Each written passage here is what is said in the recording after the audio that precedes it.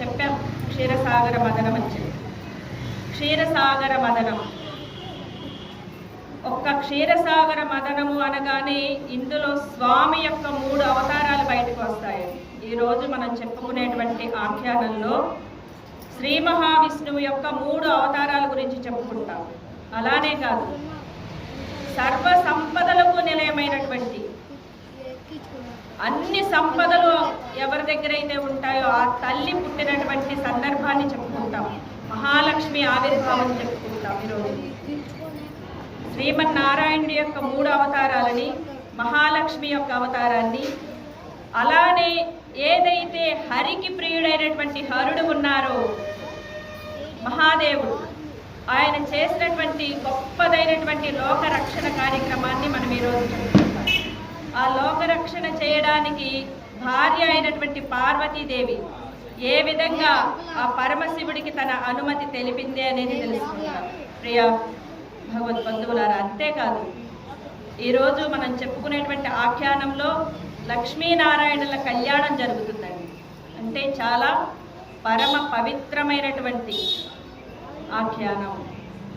దీనిని ఇక్కడ ఉన్నవారు శ్రద్ధగా ఆలకించండి, లేనివారు ఏదైతే ఈ మైక్ ద్వారా వినిపిస్తుందో వాళ్ళు కూడా ఈ ఆఖ్యానాన్ని శ్రద్ధగా వినడమేనండి. చేసేది ఏం లేదు, ఇలా గొంతు చించుకొని చెప్పాల్సిన పని లేదు, ఏదో గుర్తు పెట్టుకొని బయటకు లాగాల్సిన పని లేదు, బరువులు ఎత్తాల్సిన పని లేదు, ఎవరికి మనం జైలు కొట్టాల్సిన పని లేదు, ఎవరో ఏదో అనుకుంటారని ఫీల్ అవ్వాల్సిన పని లేదు.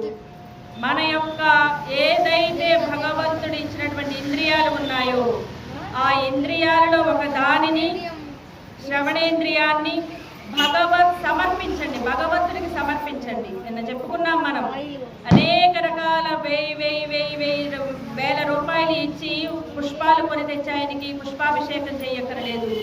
ఈ మానవ దేహమే ఒక పవిత్రమైనటువంటి పుష్పం, దీనిని భగవంతుడికి సమర్పించాలి అని చెప్పి, అలా మన చెవిని చక్కగా జాగ్రత్తగా వేరే వ్యాపకాల వైపు వెళ్ళనివ్వకుండా, వేరే ధ్యాస మీదకి మళ్ళనివ్వకుండా మన చెవిని కొంచెం సేపు ఈ అమృతాన్ని ప్రోలడానికి ఇద్దాం.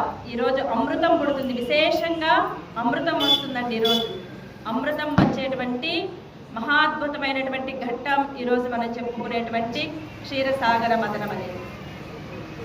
రాక్షసులకి దేవతలకి అసలు పుట్టుకతోటే వైరం. సవతి పిల్లలు అదితి దితి అనేటువంటి 2 అక్క చెల్లెళ్ళే కశ్యపుడిని చేసుకొని సవతులైనటువంటి సందర్భం. వారికి జన్మించినటువంటి వాళ్ళే అదితి సంతానం దేవతలు, దితి సంతానం రాక్షసులు. వీళ్ళకి పుట్టుక నుంచే ఆ జన్మ వైరం అన్నమాట. ఇక గర్భంలో ఉన్నప్పటి నుంచే వీళ్ళకి వాళ్ళకి పడనంత అవడానికి అన్నదమ్ములే, కానీ వైరం. అలాంటి వైరంలో వీళ్ళు రాక్షసులు మహాబలవంతులు, దేవతలు పరమ సుకుమారులు. వాళ్ళకి వెనక శ్రీ మహావిష్ణువు, భోళాశంకరుడు, శివుడు ఉండి వాళ్ళని పుష్ చేస్తూ ఉంటే నడుస్తూ ఉంటారు. వాళ్ళ బలమంతా హరిహరులే. అలా హరిహరులు పక్కన లేరు అంటే ఈ రాక్షసులు కనిపించినప్పుడల్లా వీరిని విరిచి పక్కన పెడుతూ ఉంటారు.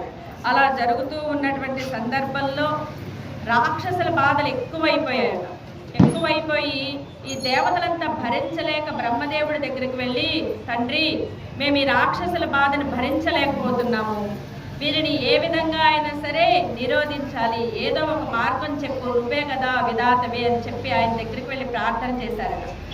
ఎప్పుడైతే ఈ దేవతల యొక్క ప్రార్థన విన్నారో బ్రహ్మగారు వెంటనే, అరే నాదేముంది, మనందరికీ తండ్రి శ్రీ మహావిష్ణువు కదా, ఆయన దగ్గరికి వెళదాం పదండి అని చెప్పి ఈ దేవతలందరూ కలిసి, అలానే బ్రహ్మ మహేశ్వరులు అందరూ కలిసి వైకుంఠానికి వెళ్ళారు.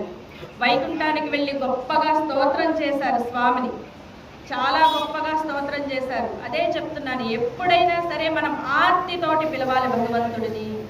ఎంత ఆర్తితో పిలుస్తామో అంత గొప్పగా ఆయన పలుకుతారన్నమాట.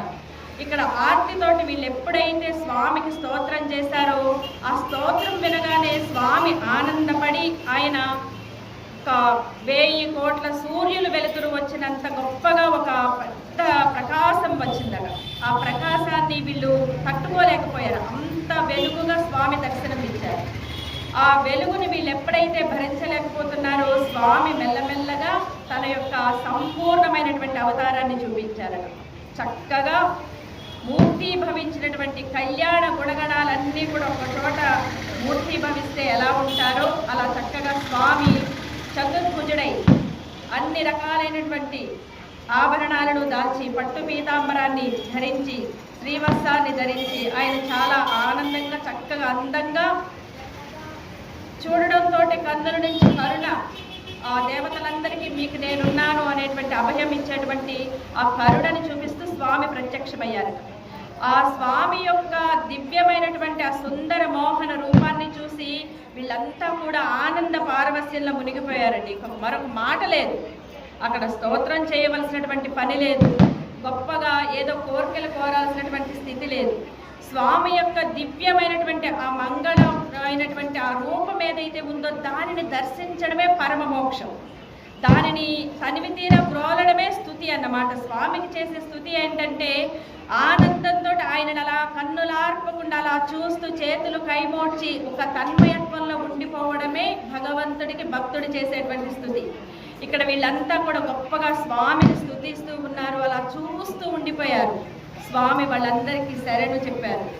ఏదైతే కోరికతోటి వచ్చారో వీళ్ళని చూసి, అరే ఎందుకు ఆయన బాధపడతారు, మీ ఇద్దరికి గొడవలు అవుతుంటే కొట్టుకుంటున్నారు, ఓకే పర్లేదు ఏం కాదు, ఇది కూడా ఒక అందుకు మంచిదే, వాళ్ళ బలమేంటో మీకు తెలుస్తుంది. కాబట్టి మీరు ఇప్పుడు ఏం చేయాలయ్యా అంటే ఆ రాక్షసులతోటి మిత్రత్వాన్ని చేసుకోవాలి, మిత్రులుగా మీరు మెలగాలి.